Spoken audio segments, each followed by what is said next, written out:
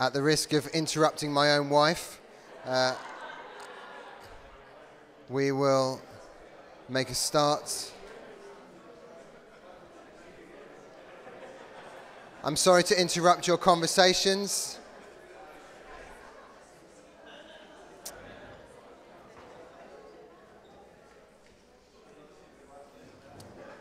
Okay. Quiet in the cheap seats at the back.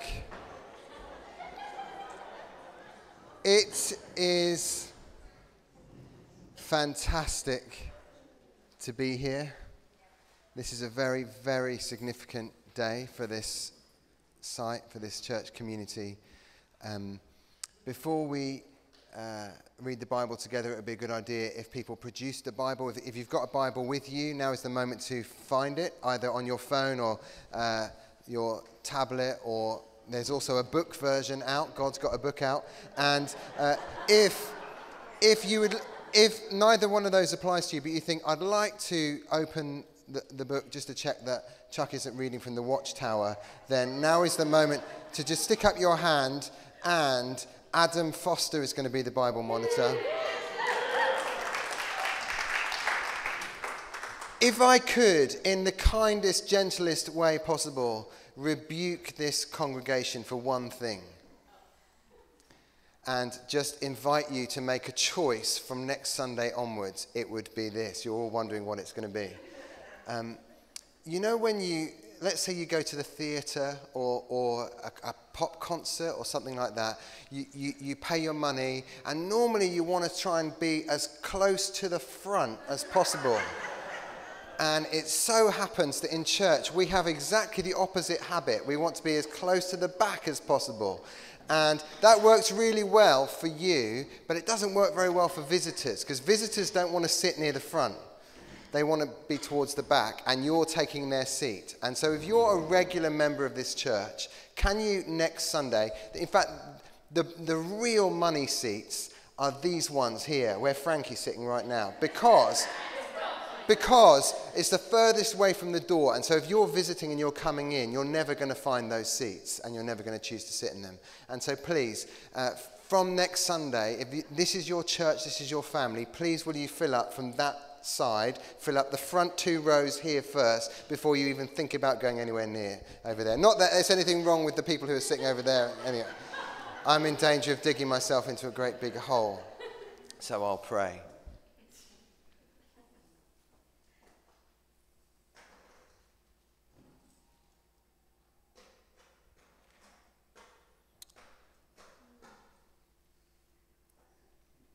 Forgive us, Lord, for ever taking what we're doing right now for granted. That we're able to stand up in a public place, to read the scriptures together, to celebrate the resurrection of Jesus together, to invite the presence of God together. And there are so many places around the world where that isn't possible, and so we celebrate our opportunity and we take hold of it. And we pray that as we read this book together and try to understand what it means for our lives today, you would be present in that moment, and by your Spirit you would be shaping us and encouraging us. Amen. Amen. I would like to say, before we come on to the scriptures that we are approaching this morning, well done. Because this is a moment of transition. And moments of transition are fraught with the opportunity for disaster. They're fraught with the opportunity for broken relationships, for people to be disgruntled in all kinds of different ways, for people to take the wrong end of the stick, and all of those things. And so I can remember when we first announced to a small group of leaders back just after Easter that this transition was happening. I can remember saying that the success of this transition doesn't lie actually with Thomas and Mary, and neither does it lie with Brian and Tammy. It lies with the family, with the church. And you have absolutely outdone yourself, or yourselves. You have honoured Thomas and Mary so brilliantly. and send them out with such a high level of blessing and encouragement. You took an offering here last week, and we took offerings all around the church at the same time, and across the church you gave just over £16,000 so far, which, yeah, it's good, isn't it?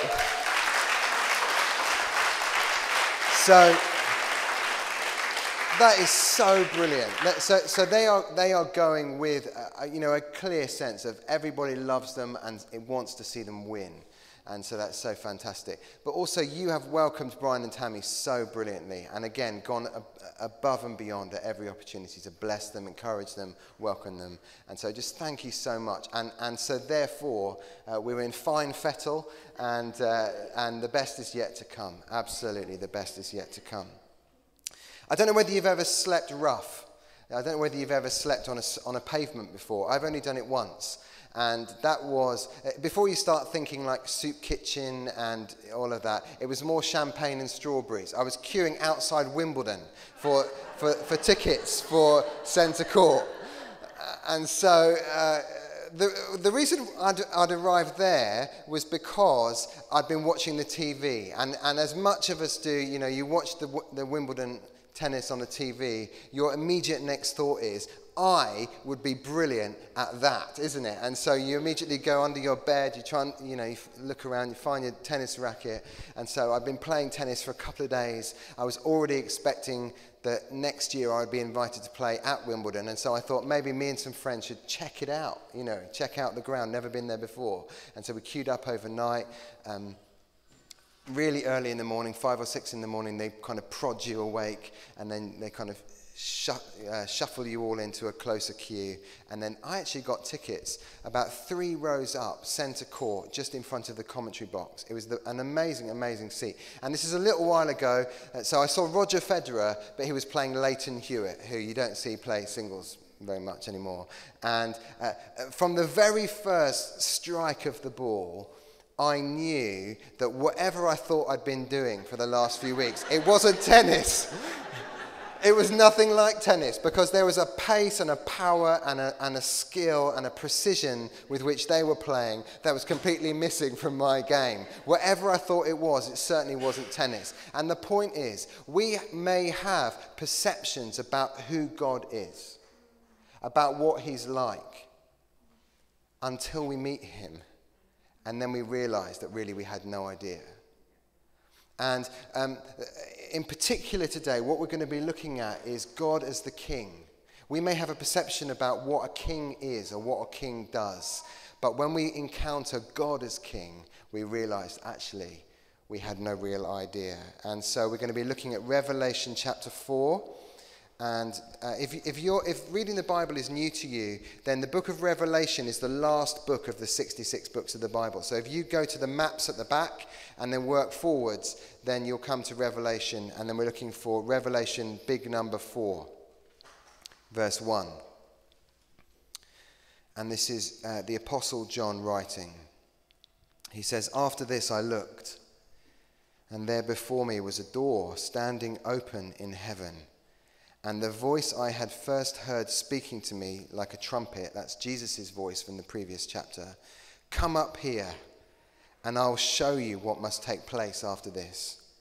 At once I was in the Spirit, and there before me was a throne in heaven with someone sitting on it. And the one who sat there had the appearance of jasper and ruby. A rainbow that shone like an emerald encircled the throne. Surrounding the throne were 24 other thrones, and seated on them were 24 elders. They were dressed in white and had crowns of gold on their heads. From the throne came flashes of lightning, rumblings, and peals of thunder.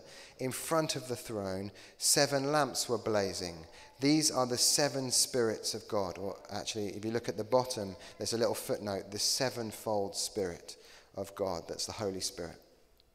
Also in front of the throne, there was what looked like a sea of glass, clear as crystal. In the center, around the throne, were 4 living creatures, and they were covered with eyes, in front and in back. The first living creature was like a lion, the second was like an ox, the third had a face like a man, the fourth was like a flying eagle. Each of the 4 living creatures had 6 wings and was covered with eyes all around, even under its wings. Day and night they never stopped saying, "Holy, holy, holy is the Lord God Almighty, who was and is to come." There's a very real danger that we miss the power of this passage because we just read it. Oh, that's nice. There's a picture of God on the throne. Next chapter, move forwards. When what we actually need to do to understand the power of this passage is to put ourselves in the position of the people who very first read this, or actually more likely very first heard it being read aloud to them. And there are 2 very important aspects of their situation as it was. The first one is, it was a moment of transition. So we reckon that this book was written somewhere between 40 and 60 years after the resurrection of Jesus. And so by this point, the church has been flung out, partly by persecution and partly by the flow of the Spirit, flung out in all directions across the ancient world. And there are now churches in all the epicenters of power across the ancient world. That's kind of phase 1 complete. And now it's time for phase 2. Now it's time for, now what, God? You know, all of the original leaders in the churches would have been handing on their congregations as they were to the next generation, who are then asking, what do you want us to do now, God? Where now? What now? Which is kind of the moment that we're in right now. The other important aspect of their original situation is it was a time of intense opposition. This is written by the Apostle John, who by this point is in a kind of a penal colony for preaching the gospel. So he's being persecuted for the proclamation of the gospel. At the same time as that, nearly all of the other 12 disciples, as they had been of Jesus, are now dead for the preaching of the gospel. And he's writing to believers in 7 churches across the Roman province of Asia, all of whom are experiencing intense, violent persecution and opposition. And so you can imagine the questions, God, where are you in this? Why is this happening to us? The grief, the mourning, the loss, the questions, the doubts. And obviously we're not being persecuted in that way. But it's really important that we recognize the enemy hasn't hung up his boots. You know, the enemy hasn't packed up his weapons. He's just using different weapons for us today. And there is no question that because of all of the fruitfulness of this site and this church family, because of the vision and the dreams that we have for the future, the enemy will oppose us.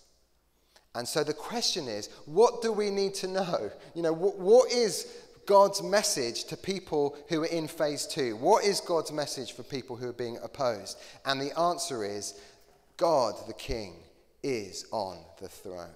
The King is on the throne. The King is on the throne. That's what we need to know.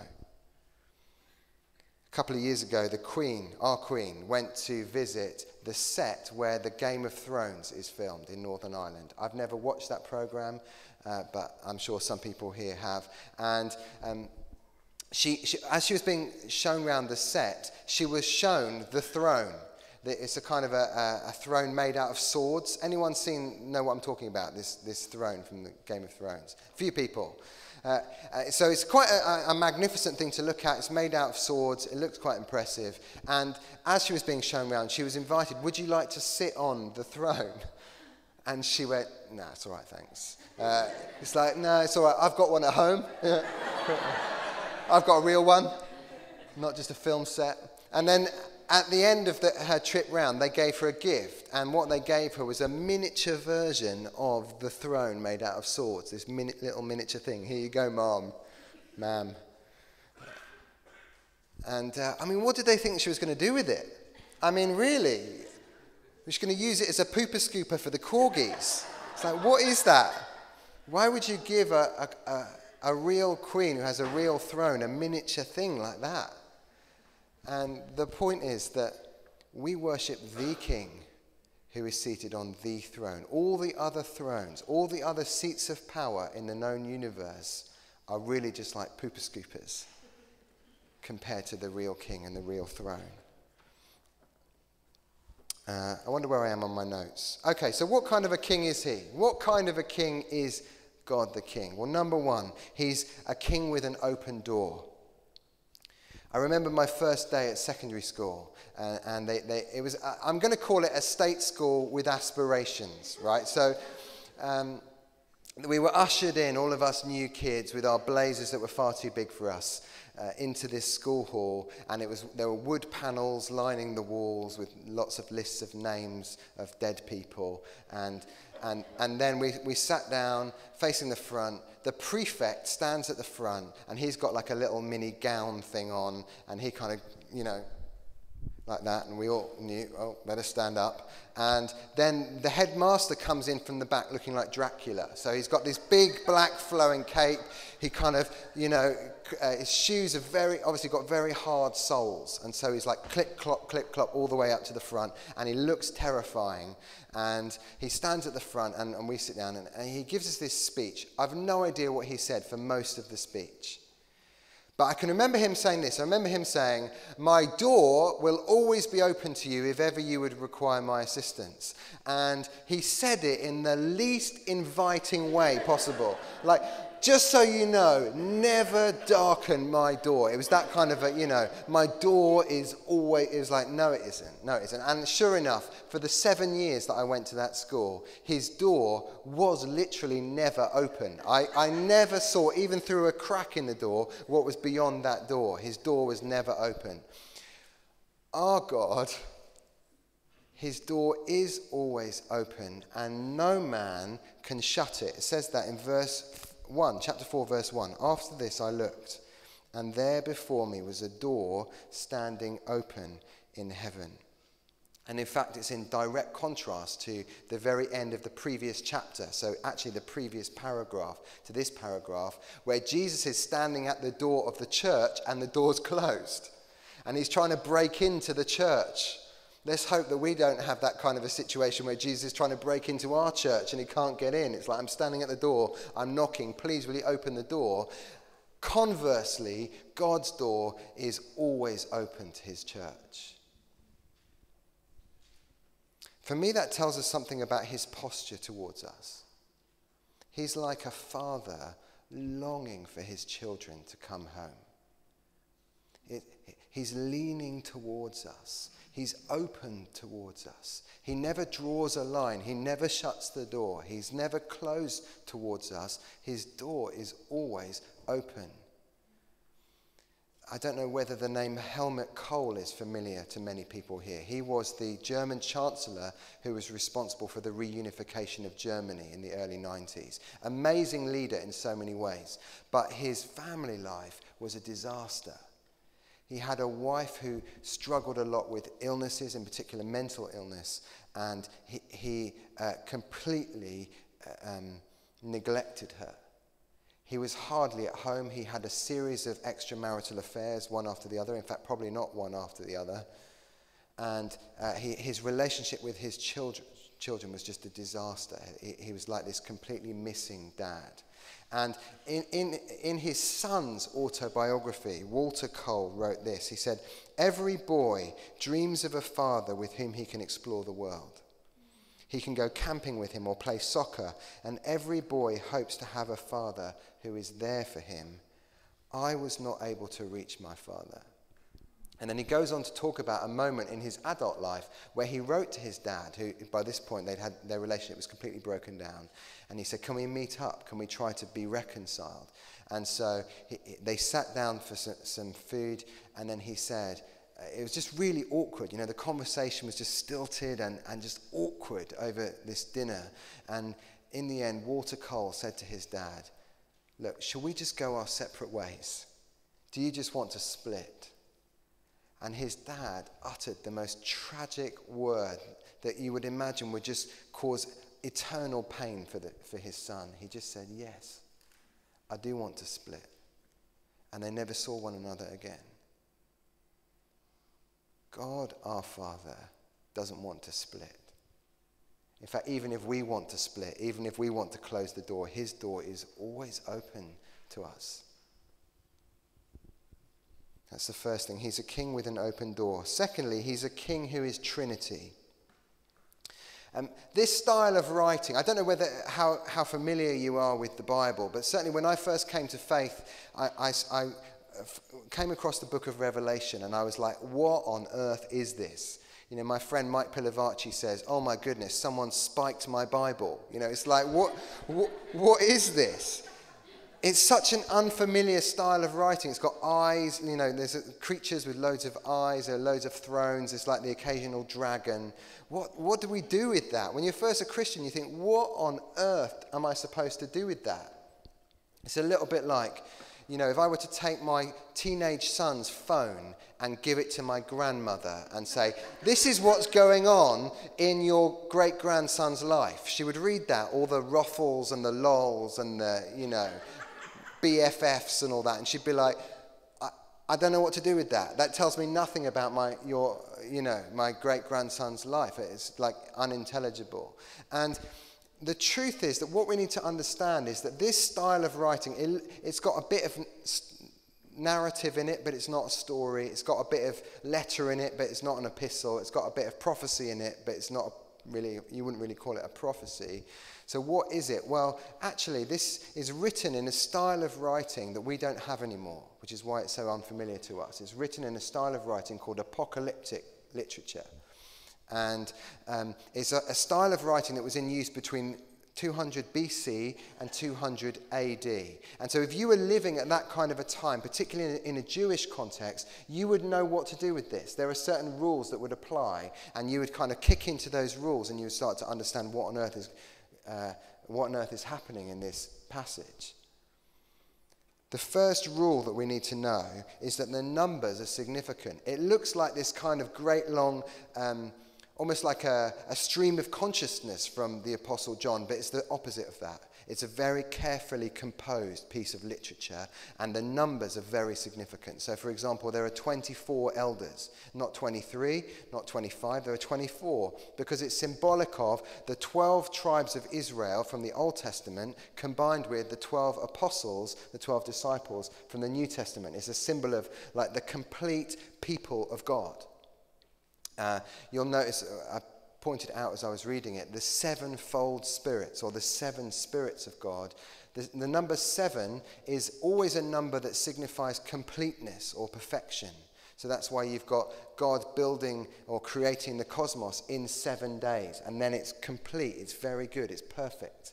So the number 7 is significant. So all of these numbers mean something, but also, and you maybe didn't notice it, but throughout the text of Revelation, the number of items in a sentence is as significant as the numbers themselves. So for example, in chapter 7, verse 12, lots of things are grouped into groups of 7. So the church is worshipping, and it's saying praise and glory and wisdom and thanks and honor and power and strength be to our God forever and ever. There's 7 of them. And often you'll see that, you know, often you think, why is it there's so many words in this sentence? It's because John's particularly wanted to put a specific number of clauses in that sentence. And it is symbolic of the church is worshipping in completeness, in perfection. So, you know, these days when we worship God, it's not as complete and perfect as we wish it was. We're not giving our whole heart to God. But in this context, in eternity, we'll be giving our entire heart in sinless perfection to God. And in our passage, where God is at the very center of all that's happening, there are lots of 3s. I don't know whether you noticed that. So in verse 8, day and night they never stop saying, holy, holy, holy is the Lord God Almighty, who was and is to come. And also in verse 11, which was after the passage that we read, you are worthy to receive glory and honor and power. You created all things. By your will they were created, and they have their being. Just all of these groups of 3. And all of that is really pointing towards or echoing from a reality. It's trying to teach us something about God himself, the nature of God himself. God is 3. And all of that is really the backdrop to then what you actually see in the foreground, which is all three persons of the Trinity, all active in this moment. So you have Jesus. In verse 1, Jesus is the doorkeeper. So he's standing in the entrance to the door and he's saying, come on in, come on up. Verse 2, the Spirit enables John to enter through the door. So Jesus is the doorkeeper. By his life, death, resurrection, he flings open the door. The Spirit, by his activity, by his agency, brings John through the door. And then the Father, verse 3, is seated on the throne. Does that make sense? So Jesus is the doorkeeper. The Spirit brings him in. And God the Father is seated on the throne to be worshipped and adored. I love that. That the whole activity of heaven, the whole activity of God is drawing people in, including, involving, inviting people up into the very activity of heaven. Taryn and I went to a conference recently. It was a kind of a gathering of leaders organised by a huge, very brilliant church in London called HTB, Holy Trinity Brompton. And it was the most well-organised event I've ever been to. We arrived there in our taxi. By the time the taxi driver had the boot open, someone had just taken our luggage and just taken it somewhere, and our coats and all that. By the time we got to the kind of the threshold of this hotel where it was meeting, I had wine and canapes in my hands, which, by the way, is exactly the way that I want to be greeted everywhere I go. And so wine, canapes, and then the next minute you're hardly aware of it, but you're just being gently ushered through the door, and I was shaking people's hands. Hi, how are you? Great to see you. And I was hardly aware of it, but as they were shaking my hand, they were moving me along through the hallway, and then before I knew it, I was into this other room, and there was Nicky Gumbel, the vicar of HTB, in all of his splendour with his round collared jumper and blue shirt, saying, hi, how are you? And that's a really rubbish illustration, but it's a way of understanding what God himself does to us. He draws us almost imperceptibly towards God the Father. And the application of that, if you're not a Christian here today and you wonder, why on earth am I here? How, I can't stay away from this place, or I just find the idea of God so compelling that I just can't allow myself to turn my back on the idea of God. The answer is God himself is reaching out to you and drawing you towards himself. Ultimately, what that means is he's pursuing you. And my recommendation would be to accept his invitation.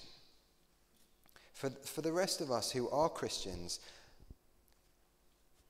it seems to me the application is that we spend so much of our time trying to use all of our energy to hear God, I'm trying to hear God.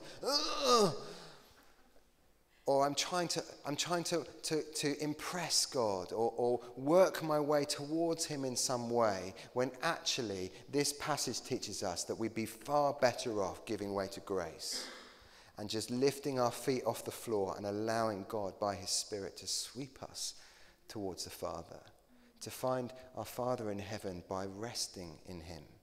It's a little bit like, I don't know whether you've ever been to one of those swimming pools where they've got a lazy river. And you could kind of walk around a lazy river, but that's a stupid thing to do. Whereas if you just lift up your feet and float, then the lazy river takes you where you want it to go anyway.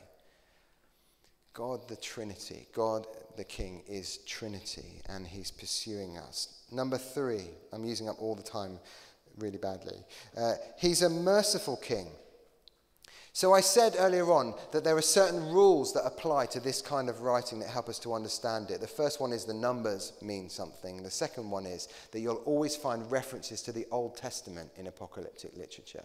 So what we're looking for in this text is symbols from the Old Testament that find their way into this passage. And there is one symbol here that is the very epitome of a symbol of mercy and grace.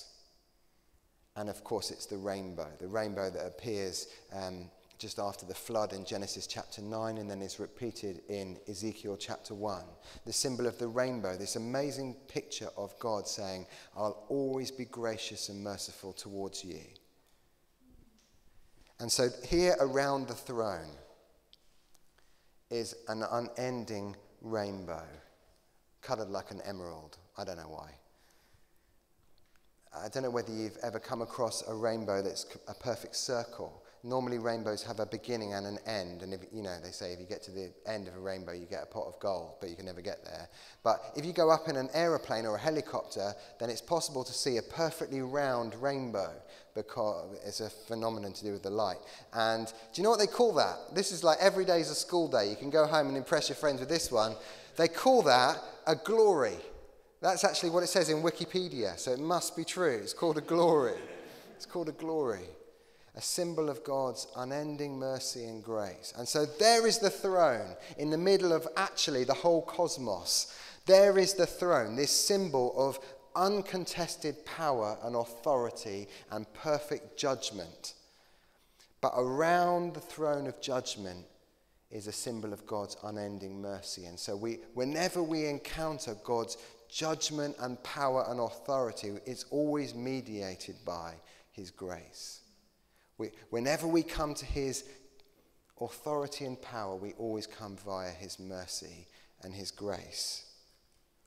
Simon Ponsonby, who I always say is the best Bible teacher I've ever heard, hopefully coming to our church to speak next year at a big gathering, but still to be confirmed.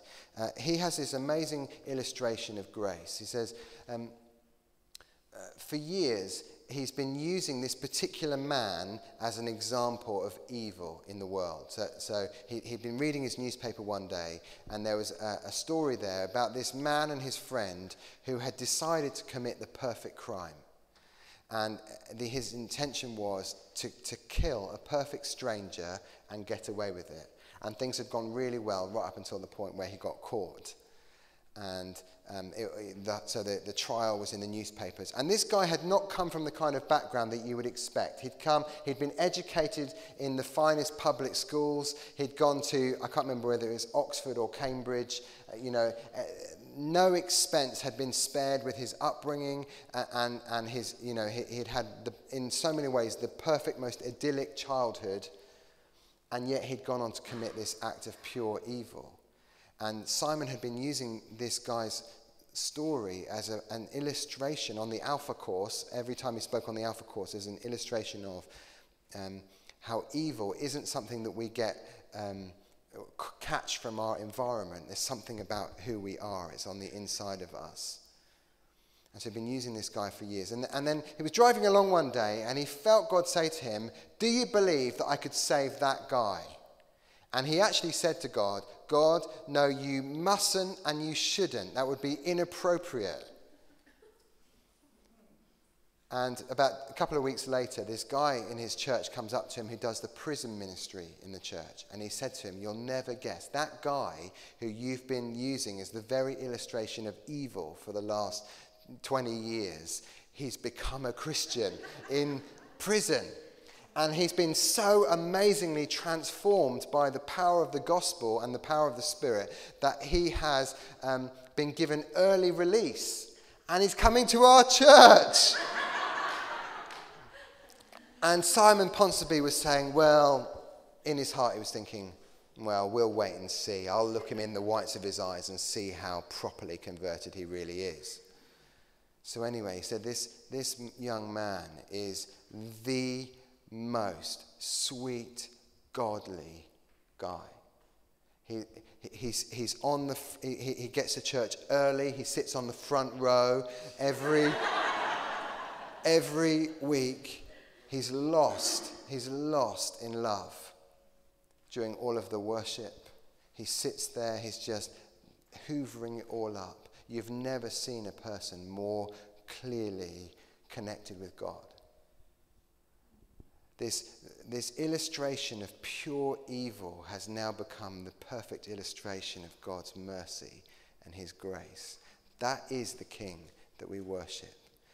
A King for whom we can never go too far. We can never put too many feet wrong. We can never be too broken. We can never commit too many evil acts to get beyond the mercy and the grace and the kindness of God and his ability to transform our lives. He's a merciful king.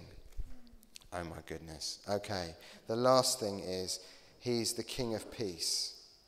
So as we come out beyond the emerald rainbow, the next thing we discover is in verse 6, also in front of the throne there was what looked like a sea of glass, as clear as crystal. Again, we're looking for references from the Old Testament. In the Old Testament, the seas or waters are always symbols of darkness and chaos.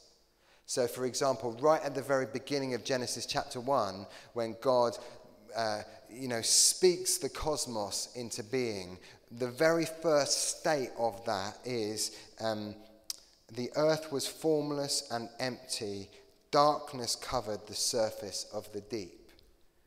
It's this symbol of it's not finished yet, it's chaotic, it's dark. And then from that moment, God begins to bring order out of the chaos. So he divides the seas from the skies, and then he divides the seas from the land, and all the time just bringing order and perfection and making it beautiful, even out of something that just seems so dark. The Exodus story would be another example. There are 3 moments in the Exodus story where God demonstrates his absolute authority over the waters, over the darkness and chaos. So, for example,